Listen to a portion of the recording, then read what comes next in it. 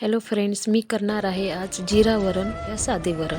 धपाटीसोबत आणि थालीपीठसोबत हे खाल्लं जातं. दहीपेक्षा हे वरण ट्राय करा, खूप छान लागतं.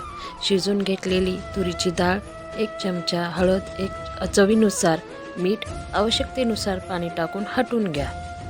दुसऱ्या एका कढईमध्ये तेल, 1 चमचा तेल, जिरे, लसूण अद्रकचे तुकडे आणि एक मिरची हिरवी चांगली तडतडली की त्यामध्ये हे वरण टाका.